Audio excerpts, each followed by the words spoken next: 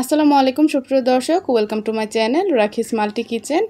রাখিস multi kitchen থেকে আছি আমি আপনাদের সাথে রাখি ইসলাম। রাখিস মাল্টি কিচেনের আজকের পর্বে আমি আপনাদের সাথে শেয়ার করতে যাচ্ছি মাটির চুলায় আমার মায়ের হাতের পারফেক্ট ঝুরঝুরে ভুনা খিচুড়ির রেসিপি। আশা করছি আপনাদের কাছে প্রতিদিনকার মতো আজকের এই ভিডিওটিও ভালো লাগবে। ভালো লাগলে প্লিজ আমার ভিডিওটিকে লাইক কমেন্ট শেয়ার করবেন এবং এরকমই নিত্য নতুন রেসিপির জন্য আমার চ্যানেলটিকে সাবস্ক্রাইব করতে একদমই ভুলবেন না।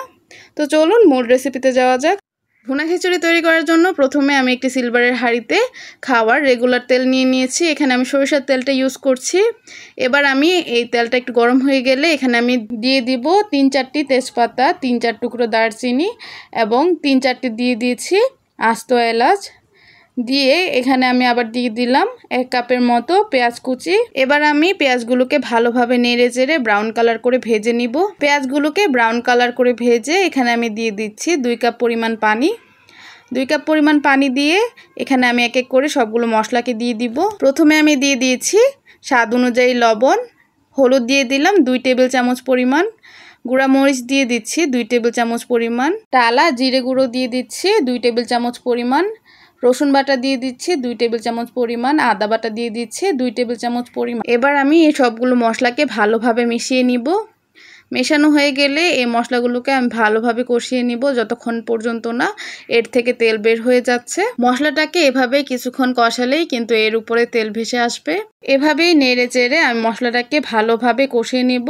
মশলাটা কিন্তু ভালোভাবে কষানো হলে খিচুড়ির টেস্টটা খুবই ভালো হয়, আমার আম্মু বলল। তো এভাবে আমি কিছুক্ষণ মশলাটাকে ভালোভাবে কষিয়ে নিলাম। ভালোভাবে কষানো হয়ে গেলে এখানে আমি দিয়ে দিচ্ছি চিকেন। এখানে আমি 2 কেজি পরিমাণ চিকেন নিয়েছি আর চিকেনের পিসগুলোকে আমি একটু বড় বড় করে পিস করে নিয়েছি। আপনারা আপনাদের পছন্দ অনুযায়ী পিস করে নেবেন। এবার আমি কষানো মশলাটার সাথে চিকেনগুলোকে ভালোভাবে মিশিয়ে নিব। মেশানো হয়ে গেলে এবার আমি চিকেনগুলোকে কিছুক্ষণ যাবত কষিয়ে নিব। আর চিকেনগুলো কষানোর সময় আমি কিন্তু হাঁড়িটিকে ঢাকনা দিয়ে ঢাকিনি, কেননা যদি আমি ঢাকনা দিয়ে ঢেকে ফেলি তাহলে কিন্তু চিকেনগুলো নিচ থেকে লেগে যাওয়ার সম্ভাবনা থাকে। চিকেনগুলো পুড়ে যদি নিচ থেকে লেগে যায় তাহলে কিন্তু খিচুড়ির টেস্ট একদমই ভালো হয় না।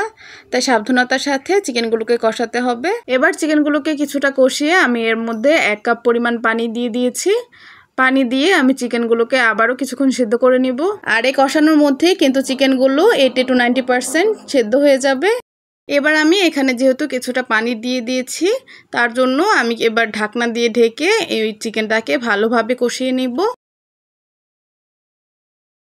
ভালোভাবে নেড়ে চেড়ে জাল করে নিলেই কিন্তু চিকেনটা খুবই ভালোভাবে কিছুক্ষণের মধ্যেই কষানো হয়ে যাবে। এই তো দেখে বুঝতে পারছেন এটার কালারটা কিন্তু কিছুটা চেঞ্জ হয়ে এসেছে আর এটা দেখে কিন্তু বোঝা যায় যে চিকেনটা ভালোভাবে কষানো হয়ে গিয়েছে। এবার আমি এখানে আগে থেকে ধুয়ে ছেঁকে রাখা পোলাওর চাল ও ডাল দিয়ে দিচ্ছি। এখানে ডাল ও চালের পরিমাণ ছিল 1 কেজি। এখানে হাফ কেজি আমি দিয়েছি চাল ও ডাল দিয়েছি আমি হাফ কেজি। এবার আমি চাল ও ডালগুলোকে চিকেনের সাথে খুবই ভালোভাবে মিশিয়ে নিব। মিশিয়ে এই চাল ও ডালগুলোকে আমি কিছুক্ষণ ভেজে নিব যতক্ষণ পর্যন্ত না এই চালগুলো সনসন আওয়াজ করছে। ভালোভাবে নেড়ে চেড়ে আমি এই চাল ও ডালগুলোকে ভালোভাবে ভেজে নিব। এতে করে নাকি খিচুড়িটা খুবই ঝরঝরে পারফেক্ট হয়। ভালোভাবে ভাজা হয়ে গেলে এখানে আমি দিয়ে দিচ্ছি ফুটন্ত গরম পানি। এখানে আমি ফুটন্ত গরম পানি দিয়ে দিয়েছি 9 কাপ পরিমাণ। এখানে যেহেতু চাল ও ডালের পরিমাণ 4 কাপ ছিল তাই 4 কাপের ডাবলের চেয়ে একটু বেশি আমি 9 কাপ পরিমাণের পানি দিয়েছি। আম্মু বলল যে এতে করে নাকি খিচুড়িটা খুবই পারফেক্টভাবে হবে এবং ঝরঝরে হবে। আপনারাও পানির এই কোয়ান্টিটিটা ভুনা খিচুড়ি বা পোলাও রান্না করার সময় অ্যাপ্লাই করবেন।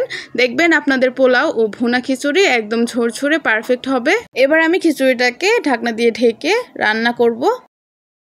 কিছুক্ষণ পর ঢাকনাটা উঠিয়ে আমি এর মধ্যে দিয়ে দিব 6-7টি গাছের কাঁচামরিচ।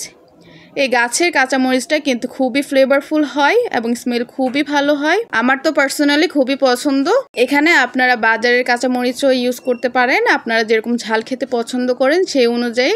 আবারও আমি খিচুড়িটাকে কিছুটা নেড়ে চেড়ে ঢাকনা দিয়ে ঢেকে রান্না করব। বাস এখানে আর কোনো কাজ নেই। এখন শুধু কিছুক্ষণ পর পর খিচুড়িটাকে নেড়ে চেড়ে দিলেই কিন্তু খিচুড়িটা পারফেক্টভাবে হয়ে যাবে। দেখতেই পাচ্ছেন খিচুড়িটাতে কিন্তু পানিটা অনেকটাই সোক করে নিয়েছে। এবার খিচুড়িটাকে একটু আলতো হাতে নাড়তে হবে যেন চালগুলো ভেঙে না যায়। ভেঙে গেলে কিন্তু খিচুড়িটা ঝরঝরে হবে না। এভাবেই 3-4 বার করে খিচুড়িটাকে আমি আলতো হাতে নেড়ে চেড়ে দিব। এই তো ফ্রেন্ডস, দেখতেই পাচ্ছেন আস্তে আস্তে কিন্তু আমার খিচুড়িতে তেমন কোনো আর পানি নেই, যা একটু আছে সেটা আমি একটু দমে রেখে দিলে এটা কিন্তু পারফেক্ট হয়ে যাবে খিচুড়িটা। তো এই অবস্থায় আমি এই খিচুড়িটাকে দমে রেখে দিব। দম থেকে ওঠানোর পরে কিন্তু খিচুড়িটা একদম ঝরঝরে হয়ে যাবে। এখন যেরকম একটা আঠালো আঠালো ভাব আছে, সেই আঠালো ভাবটা থাকবে না, একদম পারফেক্ট ঝরঝরে হয়ে যাবে। তো এবার আমি ঢাকনা দিয়ে ভালোভাবে ঢেকে খিচুড়িটাকে দমে রেখে দিয়েছি। দম থেকে উঠিয়ে আমি আপনাদেরকে পরে সার্ভ করে দেখাচ্ছি। এই তো ফ্রেন্ডস, আমার মায়ের হাতের পারফেক্ট ঝরঝরে ভুনা খিচুড়ি কিন্তু একদম রেডি। আমি এখানে পেঁয়াজ বেরেস্তা, লেবু ও পেঁয়াজের রিং দিয়ে ভালোভাবে আমার ভুনা খিচুড়িটিকে ডেকোরেশন করে নিয়েছি। আপনারা আপনাদের পছন্দ অনুযায়ী সার্ভ করতে পারেন। তো ফ্রেন্ডস, এই তো ছিল আমার আজকের আয়োজন। আশা করছি আপনাদের কাছে আমার মায়ের হাতের ভুনা খিচুড়িটি খুবই ভালো লেগেছে। ভালো লাগলে তো প্লিজ আমার ভিডিওটিকে লাইক, কমেন্ট, শেয়ার করবেন। আর আমাকে সাপোর্ট করতে আমার চ্যানেলটিকে অবশ্যই সাবস্ক্রাইব করে রাখবেন। তো আমি রাখি ইসলাম আজকে আপনাদের কাছ থেকে বিদায় নিয়ে যাচ্ছি। আবারও দেখা হচ্ছে কোনো নতুন ভিডিওতে। সে পর্যন্ত ভালো থাকবেন, সুস্থ থাকবেন।